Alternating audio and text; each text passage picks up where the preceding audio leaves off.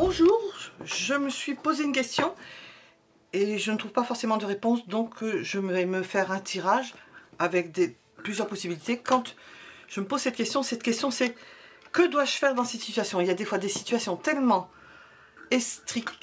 intriquées, je ne trouve pas le mot, intriquées, les choses, les fils s'intriquent les uns dans les autres qu'on n'arrive pas à dénouer.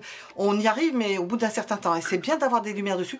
Et souvent, je me regarde, mais après coup, je peux me regarder les miens ou ceux de mes collègues. Et puis, j'ai des réponses à, si je trouve ça, parce que ça, je ne trouve pas facilement.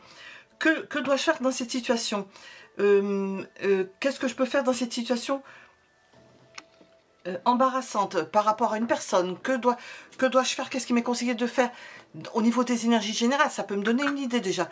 Dans une situation embarrassante par rapport à une affection particulière, à un amour particulier, au niveau professionnel, nous allons voir au niveau général, et puis je poserai différentes questions. Donc ça peut être utile pour vous rendre service. Moi, ça m'était utile d'en voir un. Je ne sais pas si j'ai vu chez quelqu'un ou quand je me suis vue. Ah, je crois que c'est en me tirant moi-même les cartes. Pourtant, hein, je m'y fie pas. Mais en tirant les cartes pour d'autres personnes. Avec plusieurs choix, j'ai vu que ça donnait des réponses dans les histoires de famille et tout ça. Ça éclaircit les choses. Il n'y a pas assez de tirages dans ces domaines.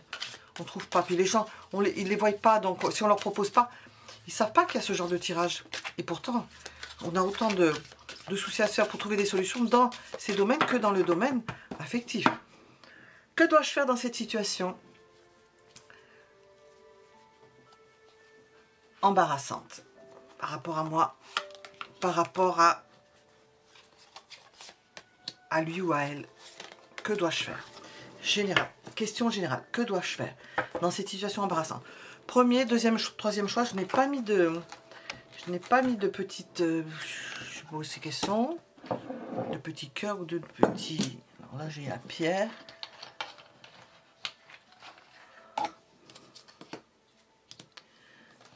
Que dois-je faire dans cette situation embarrassante? Vous pouvez mettre la vidéo en pause si vous ne savez pas quel choix vous attire. On va répondre et on va tenter de faire répondre les tarots pour nous éclairer. Premier choix. Que dois-je faire dans cette situation embarrassante? Quelle est l'idée générale? Quelle est... Alors, c'est en allemand. Alors, ce qui n'est pas étonnant, c'est changer de point de vue. Changer de point de vue. Vous êtes peut-être... Vous voyez les choses d'un mauvais point de vue. Il faut changer d'endroit, changer de position, voir avec de nouvelles lunettes, faire poser la tête peut-être pour attendre qu'il y ait quelque chose. Et nous allons voir qu'est-ce que les cartes nous disent. Que quelque chose vienne à votre esprit, qui vous fasse voir les choses sous un angle différent. Voilà. J'ai pensé à cette carte-là justement pour ce jeu. Dès que j'ai commencé, j'ai pensé au magicien. C'est parce que le magicien, il a une vision différente, il arrive à analyser, il peut avoir plusieurs possibilités, il a tous les instruments à sa disposition. Il a tous les instruments à sa disposition et il peut analyser les choses et voir, décortiquer, voir telle réponse, telle réponse, telle réponse, d'ordre pratique, d'ordre affectif et sentimental, d'ordre de l'action, de l'activité et d'ordre intellectuel. Avoir tout, pouvoir regarder ce qui peut être embarrassant sous tous les angles. Tous les angles. Voir le côté pratique, voir le côté affectif, voir... sans défaire, c'est pas facile de donner des conseils dans ces domaines, c'est sûr. Et nous avons cette idée d'embarras du choix, d'illusion possible, de trop de choix, de ne pas y voir suffisamment clair. Alors la première, c'est valable. Donc vous vraiment, dans votre situation, vous n'y voyez pas clair parce qu'il y a trop de choses et que les choses sont emmêlées. Elles sont emmêlées de telle façon que vous ne voyez pas ce qui est le principal.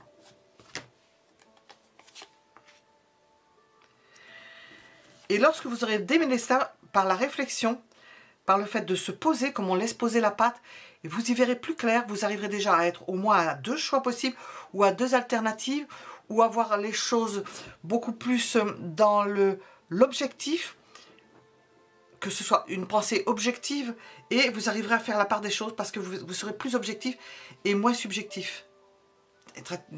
Moins subjectif. On peut vous raconter des histoires. Si il s'agit de personnes, elles peuvent c'est une expression, c'est un peu de l'argot. Vous emmêlez les pinceaux. Vous ne saurez plus. On va vous parler, on va vous endormir, on va vous... Ça, faut le défaire pour pour pouvoir agir et prendre une décision, de dire c'est ça ou ça. Ça va pas, donc ça sera ça. Et c'est comme ça que ça se passera. Et voir, il a une paire de lunettes, et voir, être plus à même de regarder, de discerner ce qui est faux, ce qui est superficiel, ce qui est le détail, et avoir un point de vue différent. Vous arriverez à avoir un point de vue différent de cette façon-là. Au niveau affectif et sentimental, qu'est-ce que l'on veut vous dire plus précisément?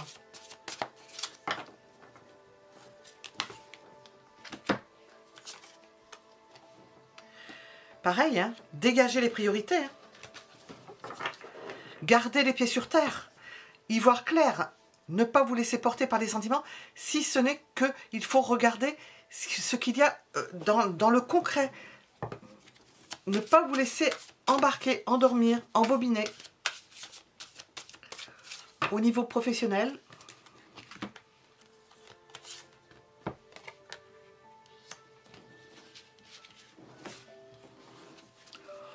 on peut vous faire croire ou faire pression sur vous pour vous mettre à l'écart. Alors vous ne voyez peut-être pas, vous n'avez peut-être pas compris ce qui se passe, mais il se peut, j'ai dit au niveau professionnel, mais ça peut être au niveau du quotidien, qu'il y ait des actions qui soient faites, qui aient des apparences trompeuses et qui sont faites pour vous éloigner, pour se débarrasser de vous. Évolution au niveau affectif. En sortant, en invitant certaines personnes, en rencontrant certaines personnes, en discutant avec certaines personnes, vous aurez les idées plus claires et puis vous verrez les choses beaucoup plus joyeusement et plus légèrement au niveau professionnel. Alors j'ai deux cartes en...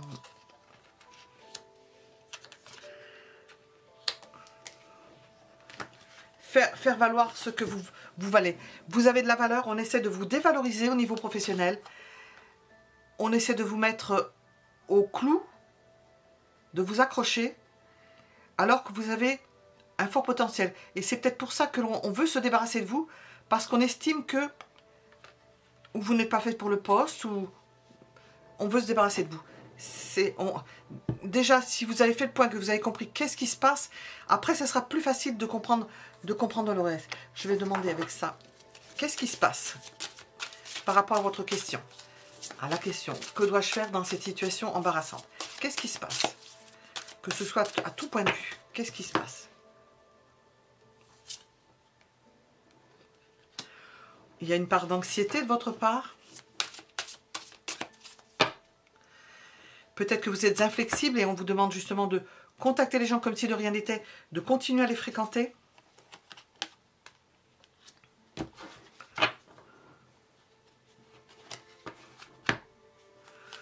On vous sent hypersensible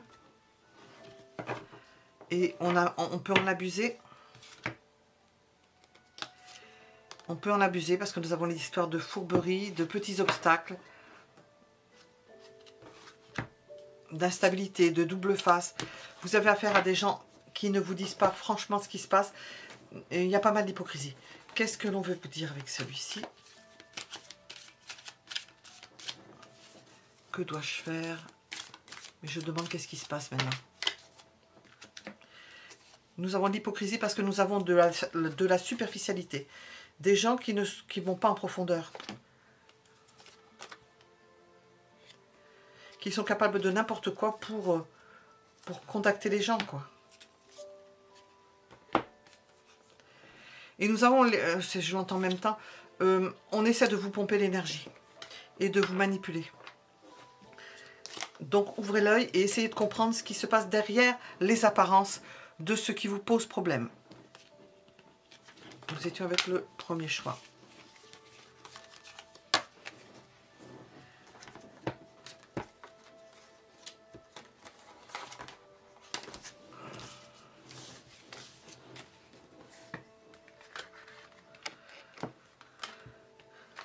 Que dois-je faire dans cette situation embarrassante? Que ce soit au niveau professionnel, général. On va commencer par général d'abord. Je vais la retourner. Et ensuite, à tous les niveaux. Oh, j'en ai tiré deux. On a Alors, on a un 5 de pentacle. Pareil. Pourquoi c'est écrit pentacle là? Parce que c'est denier. 5 et 4 de denier.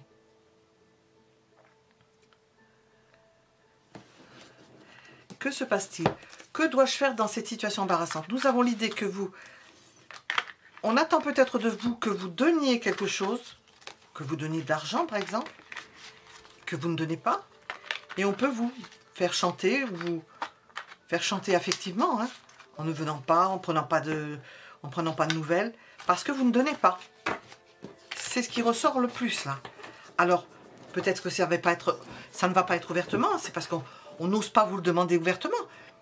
Mais ça, c'est de cet ordre d'idée. Vous restez replié, vous retenez, vous avez les moyens et nous avons l'idée de rejet. Si c'est que ce que je viens de dire, on cherche à ce que vous lâchiez les cordons de la bourse. Et nous avons... Et ce qui se passe, c'est qu'on a besoin de vous pour faire quelque chose. On a besoin peut-être de votre argent, de votre collaboration, plus souvent c'est l'argent, pour faire quelque chose. On pense à vous pour participer à quelque chose, pour vous faire rentrer dans un système où vous... Parce qu'on a besoin de vous et non pas peut-être... où vous collaborez, mais avec les deux premières cartes, on peut penser que c'est plutôt collaborer pour financer. Hein. Alors... Qu'est-ce qui se passe? Nous allons regarder.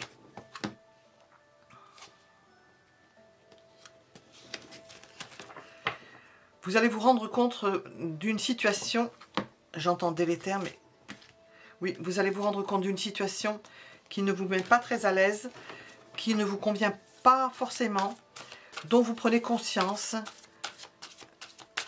qui pourrait... C'est ce qui ressort le plus. Hein. Il y a peut-être d'autres idées, donc en rapport avec le 4 de denier, le 5 de denier, le fait de se retenir, d'être replié sur soi et d'avoir des besoins, mais replié sur soi, de ne pas participer aux besoins des autres, hein, c'est ça. Et que on essaie de vous manipuler dans ça, mais vous vous en rendez compte. Alors, ce qui est positif au niveau affectif, non. Qu'en est-il au niveau affectif, de façon générale? Ça évolue au niveau affectif. Les choses évoluent. Vous contrôlez. Et l'évolution, justement.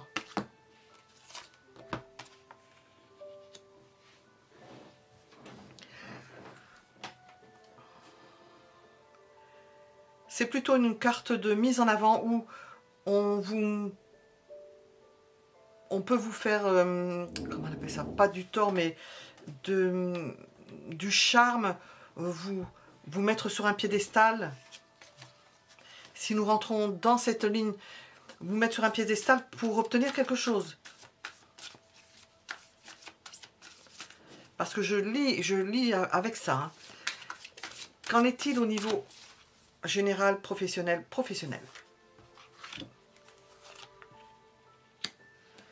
Nous avons l'impact d'une personne autoritaire, exigeante. L'évolution. L'évolution, c'est que vous défilez. Vous ne supportez pas ça. Que se passe-t-il? Que dois-je faire dans cette situation embarrassante? Eh bien, se défiler par rapport à une autorité que vous ne supportez pas, ou qui n'est pas bonne pour vous, ou dont il faut prendre conscience. Le conseil. Laissez-vous porter. Allez là où vous vous sentez aspirer, là où vous sentez que vous avez un espace de liberté. Qu'est-ce que l'on veut vous dire avec celui-ci? Que dois-je faire dans cette situation embarrassante? Nous avons l'idée de violence, hein, de prendre des risques. Hein. De prendre des risques, de s'en ouvrir à d'autres personnes, d'échanger avec des personnes de votre fratrie ou avec des personnes jeunes, des personnes qui peuvent vous soutenir, qui pourraient vous être utiles pour ne pas vous faire embarquer ou bien qui participent de ce que nous avons dit.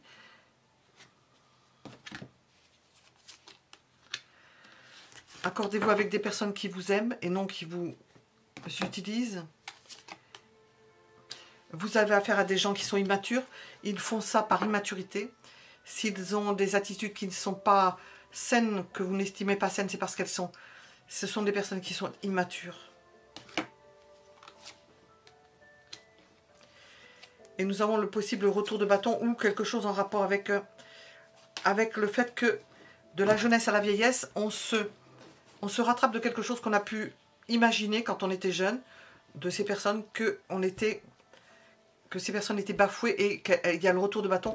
Elles se vengent, mais le mot est fort, hein, c'est pas elles se vengent, mais elles essayent de prendre le dessus. Et comme vous donnez pas, parce que donner, c'est comme de l'amour, hein, c'est donner pour... c'est en compensation d'amour qu'ils pensent ne pas avoir reçu, On essaie d'avoir votre consentement pour certaines choses. Des gens peut-être qui ont des goûts de luxe. Hein. Votre accord, n'est pas sûr qu'on vous l'ayez donné jusqu'à présent.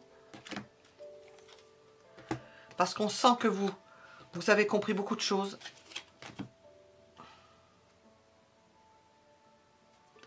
On sent que vous avez compris beaucoup de choses. Voilà. Nous étions avec la deuxième possibilité de réponse.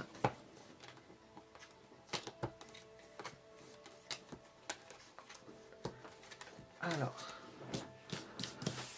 c'est pas forcément un truc qui va attirer beaucoup de monde, mais c'est vraiment, ça peut vraiment être utile. Que dois-je faire dans cette situation embarrassante?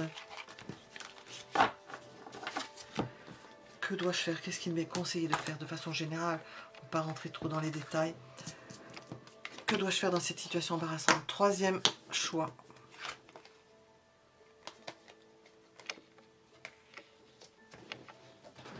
Laissez courir.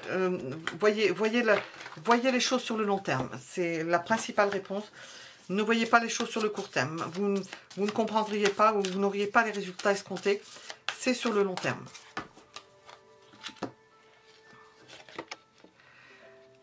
Échanger, partager, continuer à avoir des échanges avec les personnes autour de vous. Elles vont vous apporter beaucoup, surtout les enfants. Nous avons l'idée de partage, d'échange, d'apport réciproque. Et du fait que ça puisse aider autant vous que ces personnes.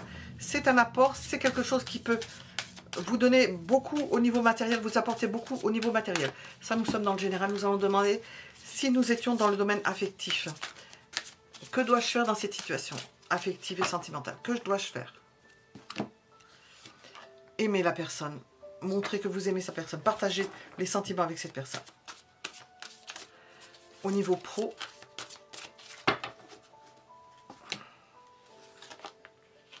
pareil, nous avons quelqu'un d'autoritaire, d'exigeant ou d'exigeant, l'attitude.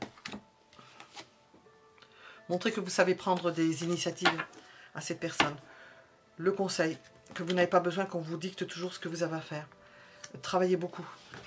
Montrez que vous êtes quelqu'un qui prenait en charge beaucoup de choses. Alors, je vais prendre avec celle-ci. Vous avez l'habitude de commettre les mêmes erreurs, comme tout le monde d'ailleurs, de répéter toujours les mêmes erreurs.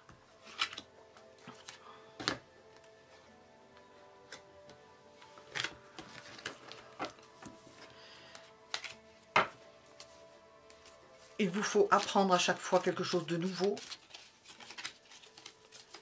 La vie étant un enseignement, pour ne pas recommettre toujours les mêmes erreurs. Nous avons l'idée de consentement. Ben, elle ressort beaucoup, cette carte en ce moment. Lorsqu'on fait quelque chose qui empiète sur la vie de quelqu'un d'autre, eh bien, la moindre des choses, c'est de demander son consentement. Si vous voyez que les gens ne demandent pas votre consentement, c'est qu'ils se fichent de vous. C'est qu'ils n'ont pas de respect pour vous. Et nous avons l'idée d'autonomie. Essayez de préserver votre autonomie ou de montrer que vous êtes autonome pour ne pas dépendre de certaines personnes qui ne demanderaient même pas votre consentement. Tellement ils pourraient penser qu'ils prennent les rênes. Qu'est-ce que l'on veut vous dire? On vous parle de la saison de l'automne, de la balance du scorpion et du sagittaire, du symbole paternel, de l'image paternelle, avec le roi d'épée, de l'autorité paternelle. d'asseoir cette autorité paternelle, de la faire respecter, cette autorité paternelle. Nous avons possibilité de séparation, de gens qui ne voudront pas admettre que l'autorité, ça se respecte. Eh bien, nous ne voyons pas les cartes. La moindre des choses, les possibilités de séparation, de se fâcher, hein, de se fâcher de personnes qui n'acceptent pas la chose. Hein. Nous avons aussi l'idée de personnes qui n'acceptent pas une liaison ou un mariage. Et un retour de bâton. Et ça, c'est le retour de bâton. C'est pas Saturne, c'est Capricorne. Ah, c'est Saturne, oui. Le retour du bâton de la personne âgée que l'on croit fichue, qui n'a peut-être plus son mot à dire, et qui est encore là, et qui est encore bien vivante, et qui a un passif derrière, et qui connaît les choses, qui a un savoir, et qu'on ne va pas le lui retirer en pensant qu'elle est grabataire et qu'elle n'a plus sa tête et qu'elle ne comprend plus rien. Au contraire, ça c'est le retour de bâton de celui qu'on croyait mort. Voilà, nous étions avec la troisième réponse. Troisième choix. À bientôt.